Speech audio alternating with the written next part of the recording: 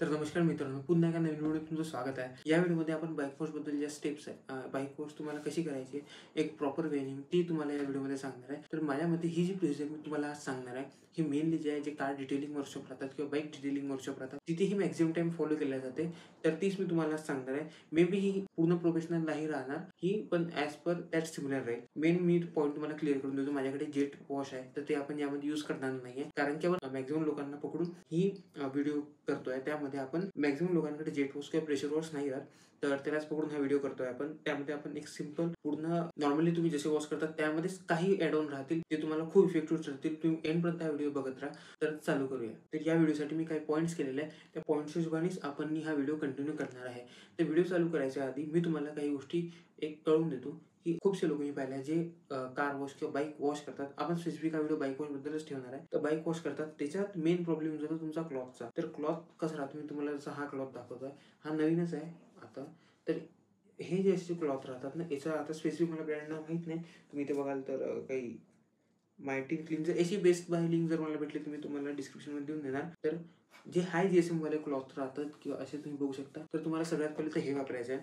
कारण की हे जे मायक्रोफायबर क्लॉथ आहे यांचं वॉटर ॲब्झॉर्प्शन रेट हाय राहतो. हे वॉटरला होल्ड जास्त वेळ करून ठेवतात आणि खूप सारं पाणी यामध्ये सुकलं जातं. तर त्यामुळे काय होतं, आपल्या गाडीवरती जेवढेही पाणी आहे तर हे पूर्ण गाडीवरती पाणी ड्राय करून घेतं. त्यामुळे आपल्या गाडीवरती लाईन्स पडत नाही. तर मेन पॉईंट हा होऊन जातो, तुम्हाला मायक्रोफायबर चांगला मायक्रोफायबर हाय जीएसएम वाला मायक्रोफायबर यूज करायचा आहे. बाकी कापड वापरू नका, कारण की ते इन फ्युचर गाडीची लाईफ खराब करते आणि बाकी गोष्टी. आणि सेकंड पॉईंट इथेच मी क्लिअर करून देतो, जर तुमच्याकडे मॅट बॅग असेल, आजकालचे खूपसे लोक मॅट बॅग, तर मॅट बॅगसाठी तुम्हाला या प्रोसिजरमध्ये शॅम्पू नाही वापरायचा आहे. तुम्हाला शॅम्पू स्किप करायचा आहे. त्या बदल्यात तुम्हाला काय वापरायचं आहे ते मी तुम्हाला सांगून देईल. तर चालू करूया. सगळ्यात पहिला पॉईंट तुमचा हा येऊन जातो, तुम्हाला जे आहे गाडीवरती एक डस्टिंग किंवा पाणी मारून धूळ काढून घ्यायची आहे गाडीवरची. तर मेनली काय होतं, मॅक्झिमम लोक डायरेक्ट शॅम्पू मधला जो क्लॉथ आहे तोच गाडीवरती मारतात. जसं शॅम्पूमध्ये क्लॉथ डीप केला आणि तो गाडीवरती मारला, तर त्यामुळे काय होतं, गाडीवर जे पहिलेचे पार्टिकल्स आहे, जे तुमची गाडी खूप ठिकाणी उभी राहते किंवा बाकी ठिकाणी आपण पार्किंग करून ठेवतो, तर धुळीचे पार्टिकल्स त्या पाण्यासोबतच, सर्फच्या पाण्यासोबतच, शॅम्पूच्या पाण्यासोबतच गरम होतात. त्यामुळे गाडीवरती स्क्रॅचेस याचे चान्सेस जास्त राहते.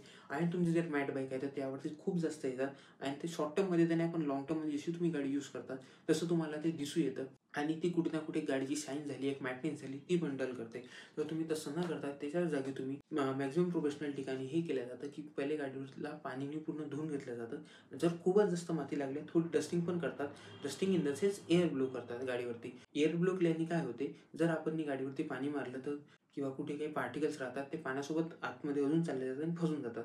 तर मॅक्झिमम ठिकाणी गाडीवरती एक ब्लोअर केला जातो.